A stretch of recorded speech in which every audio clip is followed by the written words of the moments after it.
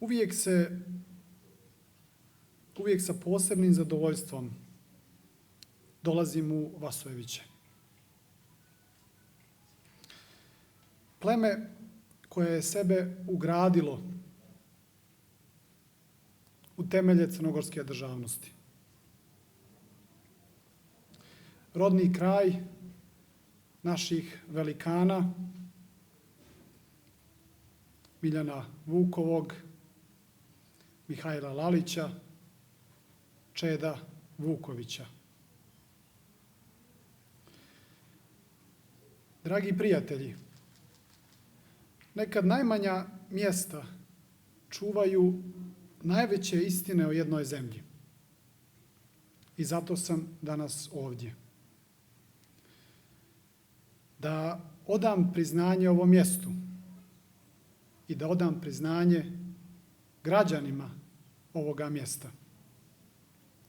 Andrijevica možda nije velika na mapi, ali Andrijevica jeste istorijsko mjesto. Zato što je odavde uvijek počinjala borba i onda kada je bilo najteže. I baš zato vi morate da budete primjer promjena sada kada je Crnoj Gori to najpotrebnije. Danas vam odavde ne govorim kao gost, već kao neko ko zna da se istinske promjene ne dešavaju u kabinetima predsjednika, premijera, predsjednika opština. Istinske promjene se dešavaju u opštinama kao što je ova i u ljudima kao što ste vi. I građani Andrijevice, kao i svi građani Crne Gore, ne traže mnogo. Traže poštenje, traže pravdu i traže šansu da nam djeca žive ovdje, a ne negdje daleko.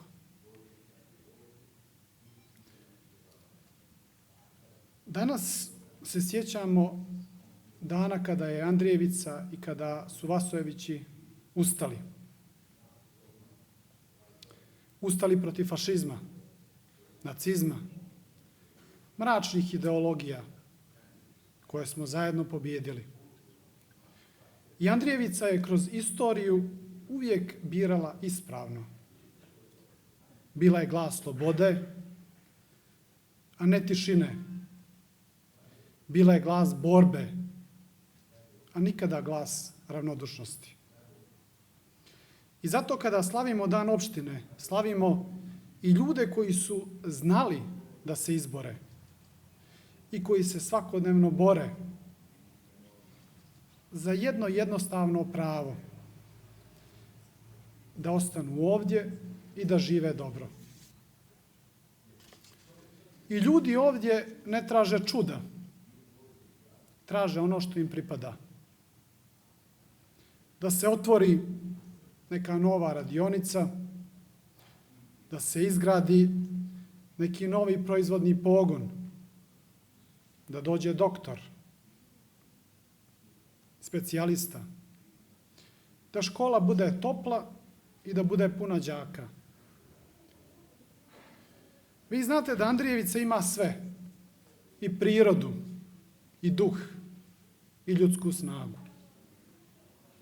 I sad je konačno red na državi da to i prepozna. Ne u obećanjima, već u budžetu. I zato vam iskreno kažem, niko od nas, uključujući ni mene, ne pristaje da Crna Gora stoji, da Andrijevica stoji.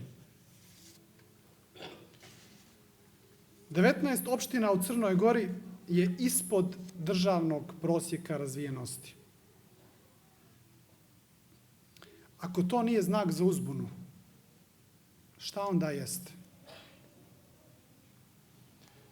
Andrijevica nikada nije tražila i ne traži milostinju. Andrijevica traži infrastrukturu, Andrijevica traži investicije i Andrijevica traži razvoj. Traži da autoput ne bude samo linija na mapi, nego veza sa investicijama, sa razvojem, sa dobrim radnim mjestima, veza sa ostankom ovdje. To nije nikakav put za Beograd ili za Podgoricu. To je put da građani ostanu ovdje.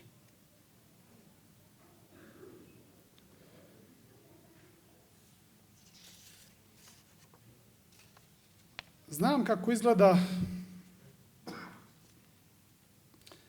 kad jedna mjesečna plata ne traje mjesec dana.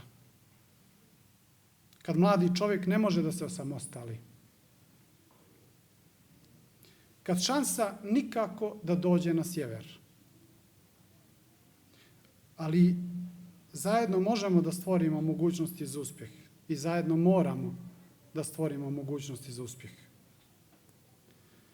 I ova zemlja više ne smije da ide unazad. Ova zemlja ne smije ni da stoji u mjestu. Ova zemlja mora da ide naprijed. I Andrijevica mora da ide naprijed. Znate šta mi najviše kažu ljudi po Crnoj Gori? Predsjedniče, samo da nas bar neko čuje. I moja obaveza jeste da se čuje svaki glas. Pogotovo onih koje niko nije slušao. Ni ranije, a nekako ni sada. Zato na kraju, svim ljudima Andrijevice, za vašu hrabrost, upornost i snagu, jedno veliko hvala. U svoje ime i u ime svih građana Crne Gore čestitam vam Dan opštine. Živjela nam Andrijevica i živjela nam Crna Gora.